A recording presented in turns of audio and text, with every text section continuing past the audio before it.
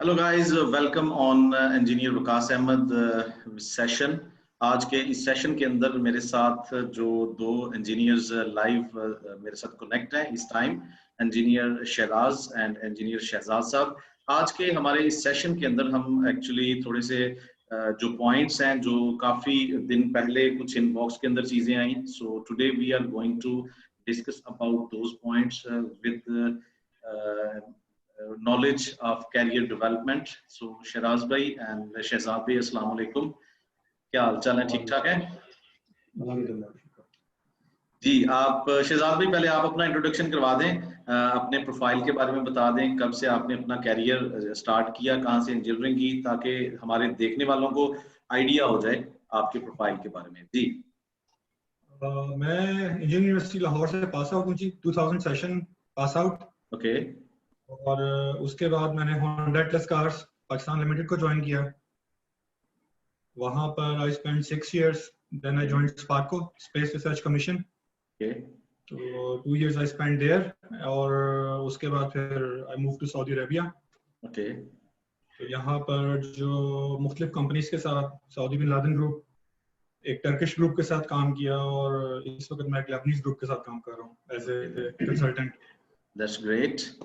तो अब जी शहराज भाई, आप बता दें अपने प्रोफाइल के बारे में जी।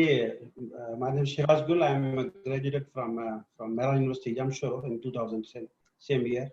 Okay. And I started my career from beginning from Saudi Arabia. Okay.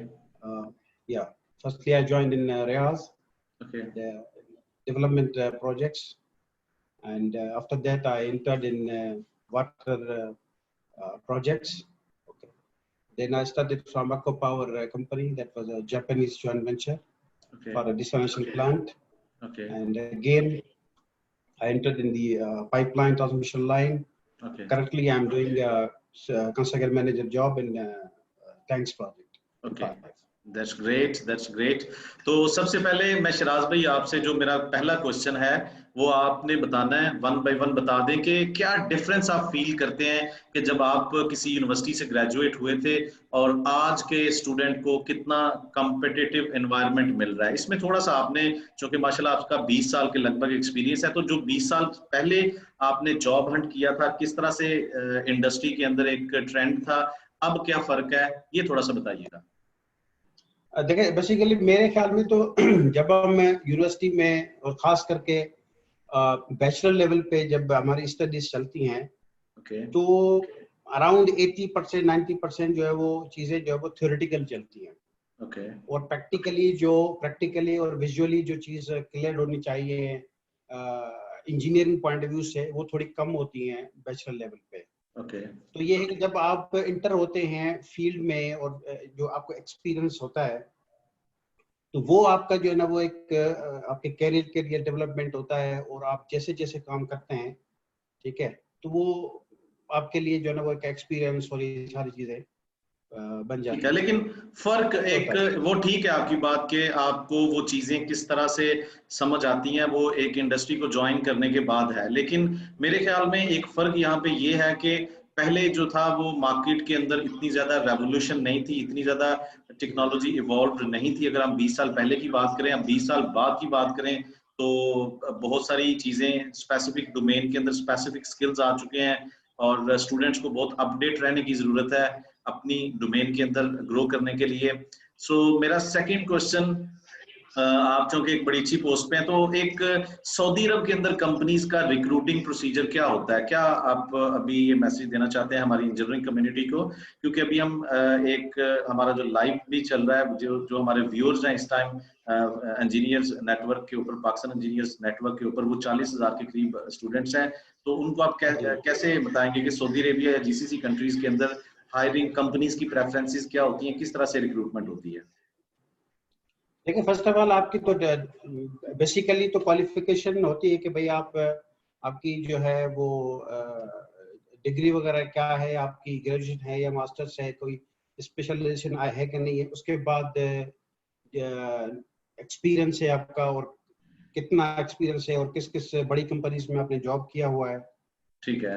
और आपकी जो है प्रोफेशनल स्किल्स क्या है आपकी, और जो आजकल की जो मॉडर्न कंस्ट्रक्शन है उसके पॉइंट ऑफ व्यू से आपके पास क्या एक्सपर्टीज हैं, खास करके क्योंकि ना कि सिर्फ एजुकेशन है या फील्ड वर्क है, एट द सेम टाइम जो आपकी सॉफ्टवेयर्स वगैरह हैं, चाहे वो प्रोजेक्ट मैनेजमेंट से रिलेटेड हो, चाहे वो टेक्निकल हो, स्ट्रक्चरल के हो, अगर कोई बंदा सिविल का है, ठीक है, 3D मॉडलिंग्स वगैरह हैं, तो ये सारी एक्सपर्टीज अगर कंबाइंड होती है तो यानी उस इंडिविजुअल को ज्यादा जो है ना वो प्रेफरेंसेस जो है ना वो सऊदी अरब में या इवन गल्फ में जो है वो मिल जाती है।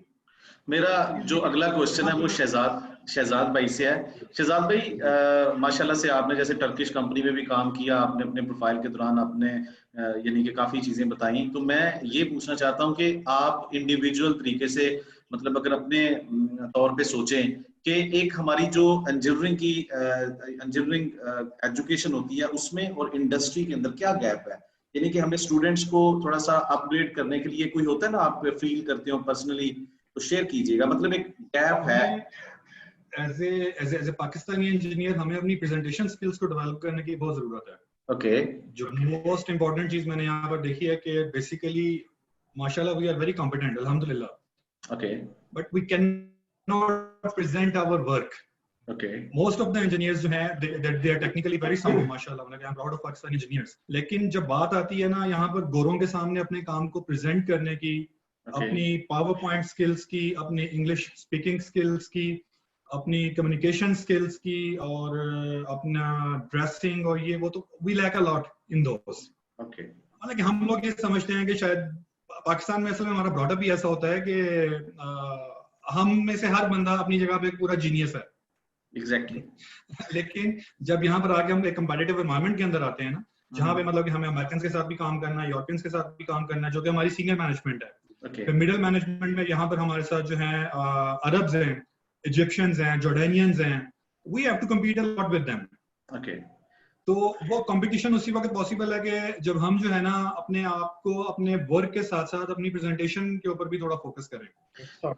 ठीक है, यानी कि आप कहना चाह रहे हैं कि यूनिवर्सिटी के अंदर पर्सनल डेवलपमेंट नाम की चीज, जिसके अंदर आपको बोलना कैसे है, आपको अपने आप को प्रेजेंट कैसे करना है, आपको अपने टीम वर्क, मतलब ये काफी आपने पॉइंट्स बताए। तो पर्सनल डेवलपमेंट की जरूरत है। हमारे जो पाकिस्तानी इंजीनियर्स हैं माशाल्लाह उनको उनके अंदर कॉन्फिडेंस भी है, टेक्निकल काम में भी सबसे फोर फ्रंट ये होते हैं, यानी कि फ्रंट लाइन पे होते हैं, लेकिन पर्सनल डेवलपमेंट की जरूरत है। अच्छा, इसके बाद शराज भाई, आप अपने, मैं प्रोफेशनल स्किल्स के बारे में, आप दोनों से मेरा क्वेश्चन है कि स्किल्स कितना मैटर करते हैं। आपने अगरचे यही जवाब का थोड़ा सा हिस्सा आपने पिछले आंसर के अंदर भी उसको लिंक कर दिया था। शहजाद भाई आप पहले इसका जवाब बताइएगा, क्योंकि शराज भाई ने इसको टच किया था, बाद में उनसे पूछ लूंगा मैं। तो मैं ये पूछना चाहता हूँ, जो प्रोफेशनल स्किल्स होते हैं, जैसे अभी आपने बात की कि ये पर्सनल डेवलपमेंट यानी कि कम्युनिकेशन स्किल्स भी एक जनरल स्किल्स में आते हैं, प्रेजेंटेशन स्किल्स भी एक जनरल स्किल्स में आते हैं, लेकिन इसके अलावा जॉब ओरिएंटेड कुछ स्किल्स होते हैं। तो एक स्टूडेंट को वो कितने यानी कि अपने ऊपर इन्वेस्ट करना चाहिए, अपने ऊपर टाइम देना चाहिए, जो यूनिवर्सिटी के अंदर कुछ डिटेल के अंदर चीजें नहीं होती, इस पे ऊपर थोड़ा सा बता दीजिएगा। देखिए, बेसिकली जब एक स्टूडेंट अपनी डिग्री कर रहा होता है तो वो he is spending 4 years on all of the technical knowledge he is supposed to get. Okay. यहाँ पर मैं ये कहूंगा कि असल में जिस फेज में मैंने अपनी 4 years की मैकेनिकल इंजीनियरिंग कंप्लीट किया, उसमें यह है कि हमें जनरल बहुत पढ़ाया जाता है। हमारे यहाँ स्पेशलाइजेशन का या स्पेसिफिक का कॉन्सेप्ट नहीं है।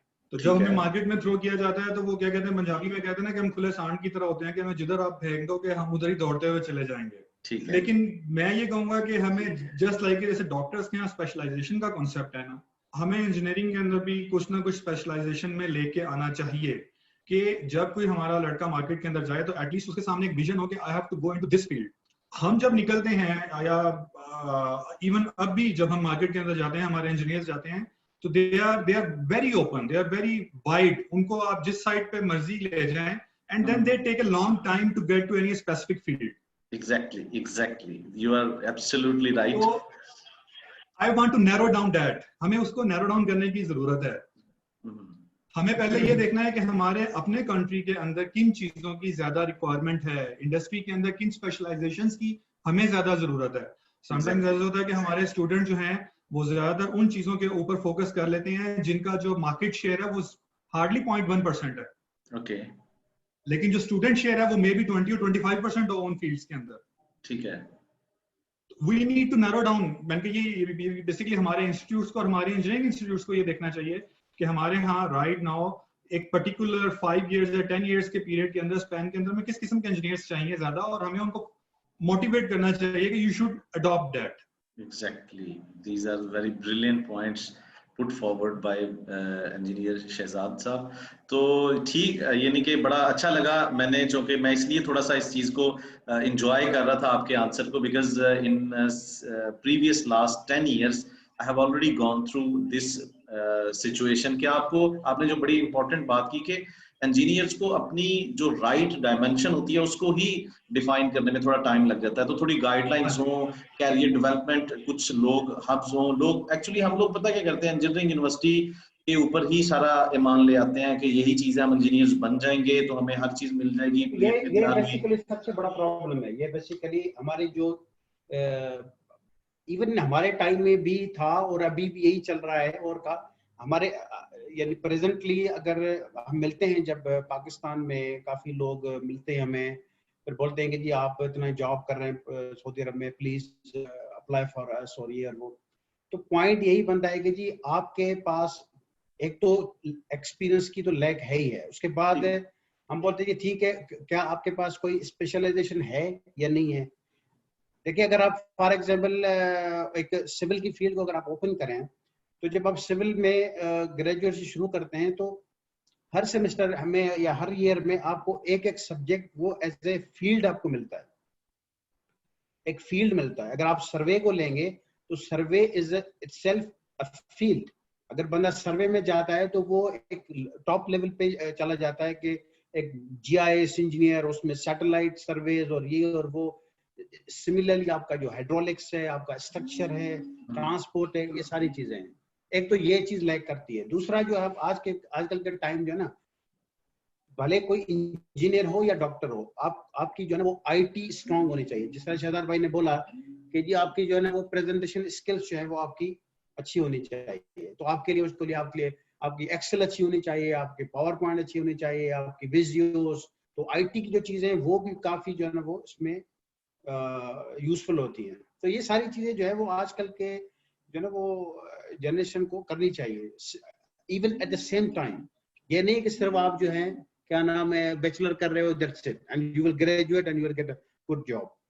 मैं एक ना यहाँ पे एक आप लोगों से बात करूंगा, शेयर करना चाहता हूँ एक मैसेज। मैं एक आर्टिकल पढ़ रहा था, और चूंकि मेरा जो बैकग्राउंड है वो ऑयल एंड गैस के साथ है, और I have been working for last 7 years in oil and gas drilling.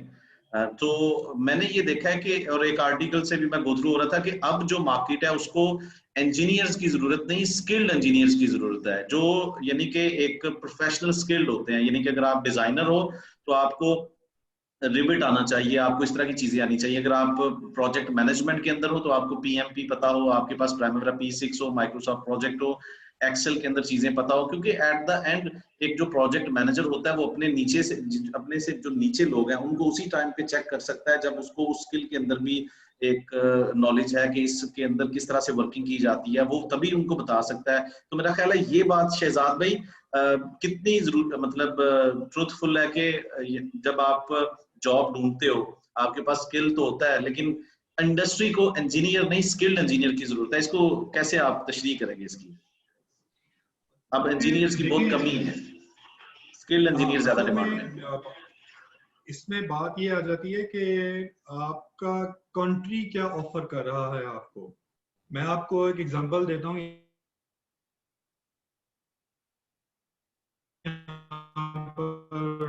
12 साल पहले जो है ना मेट्रो प्रोजेक्ट्स का स्टार्ट कर दिया था। They have metro in Bombay, they have metro in Hyderabad, they have metro in Delhi. तो बिन लादेन के साथ काम करते हुए मेरा रेलवे लाइन का एक्सपीरियंस है। I have led more than 800 kilometres of railway line here in while working with bin Laden. लेकिन उसमें जो मैंने मीनवाइल फिर मैंने यहाँ पर मक्का मेट्रो के ऊपर काम किया है, मक्का मेट्रो की बिल्डिंग के ऊपर। अल्लाह ताला ने तौफीक दी हमारी, उस वाले से मक्का के अंदर मेट्रो का नेटवर्क कैसे ले करना है उसके ऊपर मैंने काफी काम किया यहाँ पर बिन लादेन के साथ।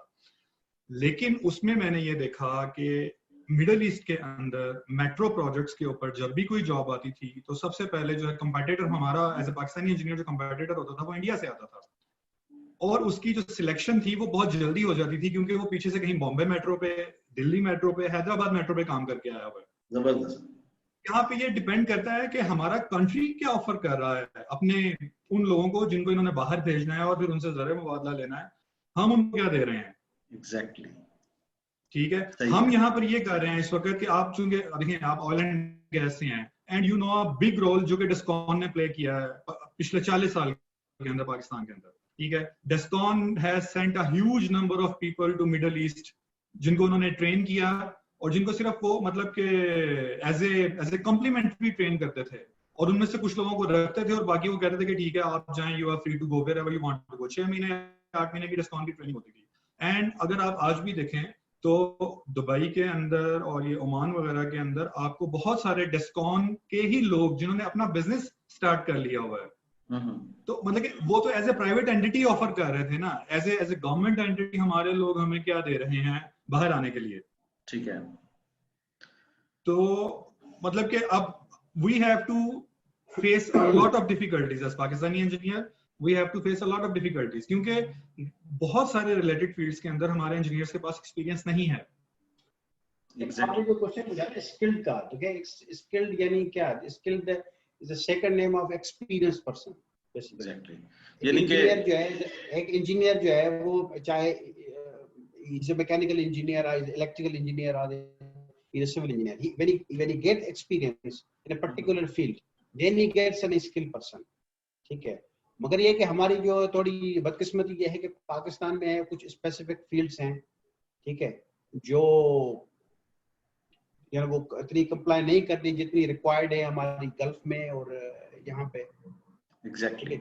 इवन देखे हम जो अभी यानी since 10 years I have been working in water projects। ठीक है, डिसाल प्लांट में काम किया है, उसके बाद ट्रांसमिशन लाइन जो मेन पाइपलाइन सप्लाई की वो है, या इवन जो सऊदी अरब की सबसे बड़ी जो रिजर्वायर टैंक्स हैं हमारी। मगर अनफॉर्चुनेटली हमारे पास इस तरह का कोई फैशन है नहीं, चाहे हमारे लोगों के पास पानी हो या ना हो, मगर ये नहीं है कि भाई कल हम देख रहे हैं कोई डिसाल प्लांट कोई बनने वाला है या कोई ट्रांसमिशन लाइन की कोई चीज है या नहीं है। ये सारी चीजें हमने आके या इस चीज का जो स्किल जो है वो हमने आगे यहाँ पे लिया है, यहाँ पे हम एंटर हुए, हमने अपनी वो स्ट्रगल की है। तो हमारे पास पाकिस्तान में कुछ यानी कि हमें पांव रखने के लिए अगर लेट्स से कि हमें हमारे पास इतनी काबिलियत होनी चाहिए कि हम फॉरेन कंट्री के अंदर आके सिर्फ अपना थोड़ा सा एक जॉब ले सकें, किसी भी तरह की नेचर की जॉब हो सकती है, लेकिन टाइम के साथ साथ अपने स्किल्स इंप्रूव करके उस कंपनी के एक अच्छे डिपार्टमेंट्स का हिस्सा भी बन सकते हैं, फ्रंट लाइन पे भी आ सकते हैं। सो अगर कोई आप लोग मैसेज देना चाहते हैं। जी जी। As a Pakistan we need projects in our country। Okay।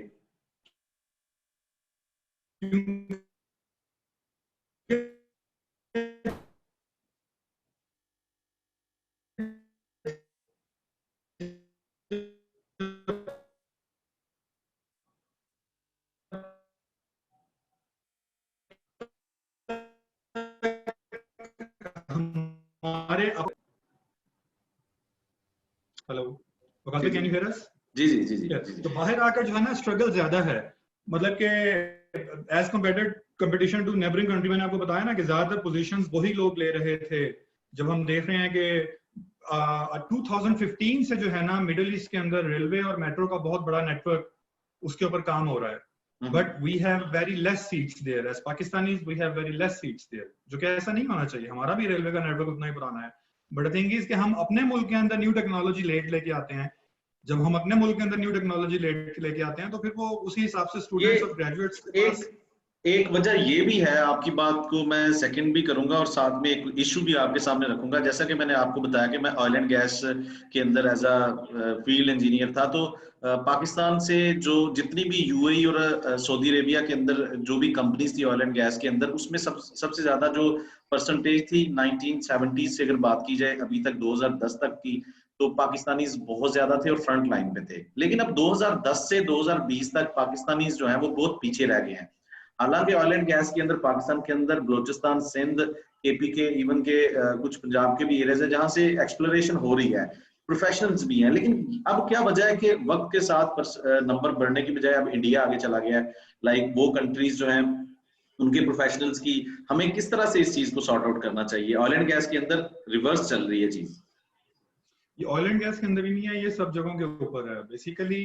वो जो हमारा एक मोटो है ना कायदे आजम का, unity, faith and discipline, basically हम उससे दूर हटते जा रहे हैं। एग्जैक्टली। तो जो यूनिटी है ना हमारी, वो काफी लैकिंग होती जा रही है डे बाय डे। जो है ना, हम लोग जो है इंडिविजुअल बेनिफिट्स के ऊपर बहुत आ गए हैं।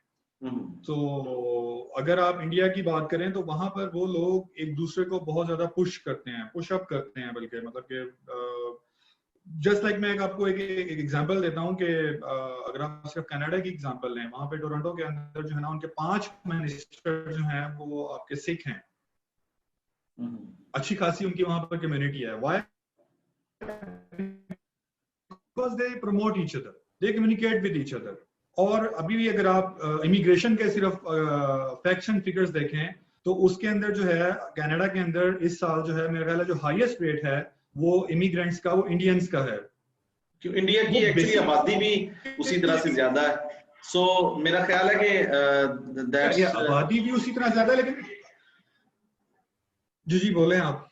हाँ, अब मैं एंड पे चल के इसको हमने वाइंड अप करना है। इंशाल्लाह नेक्स्ट वीक के अंदर फिर मैं आप लोगों के साथ, अगर आप लोगों के पास टाइम हुआ तो मैं एक स्पेसिफिक इशू को रखूंगा आप लोगों के सामने, फिर उसको डिस्कस करेंगे। आज की इस डिस्कशन से मुझे जो एक चीज बड़ी अच्छी नजर आई है वो ये है कि हम किस तरह से इंजीनियर्स को सपोर्ट कर सकते हैं। हमारा अगला जो टॉपिक होना चाहिए उसमें हम एक सेशन करेंगे कि हमारे इंजीनियर्स को थोड़ा सा एक फॉरेन कंट्रीज के अंदर अपनी जॉब सीकिंग के लिए कैसे क्या कर सकते हैं। और आज इस सेशन को वाइंड अप करने से पहले मैं आप लोगों से कहता हूँ एक एक मैसेज दे दें ताकि आज की वीडियो को सम अप किया जाए कि क्या मैसेज देना चाहते हैं at the end of this video. जो आज के इंजीनियर्स हैं, पाकिस्तानी इंजीनियर्स हैं, चाहे वो इंटरनेशनल लेवल पे, इंडिया, बांग्लादेश, एक इंजीनियरिंग कम्युनिटी को आपने मैसेज देना जो भी जॉब सीख कर रहे हैं। जी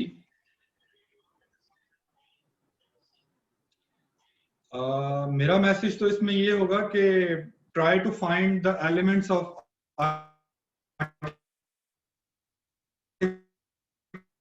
artificial intelligence in whatever, and it will go, or it will penetrate into every field, every engineering field. So you have to find how AI is penetrating in your field. You have to find a link, because in the long run to survive we have to work with this artificial intelligence. Okay, that's great. So जी शराज भाई, आप क्या recommend करेंगे students को आज की video को sum up करने से पहले?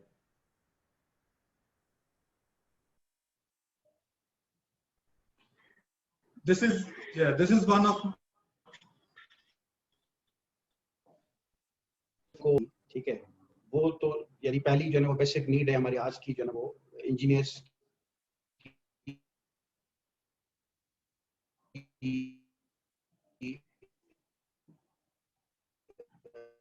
जो कम्युनिटी है हमारी,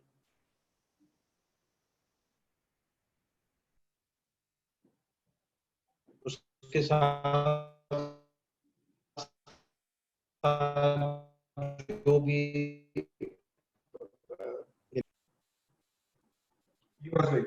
हाँ जी ठीक है। फिर इंशाल्लाह आपके साथ सेशन चलते रहेंगे। आई होप के 15 से 20 मिनट का सेशन जो है वो वीक में एक दफा आप लोगों के साथ कर लिया जाएगा ताकि आप सिविल इंडस्ट्री के अंदर, और शहजाद भाई भी माशाल्लाह बड़े अच्छे पॉइंट्स हैं उनके पास भी, तो आई गेस के we will continue this on weekly, और 2 वीक्स के बाद एक सेशन होना चाहिए।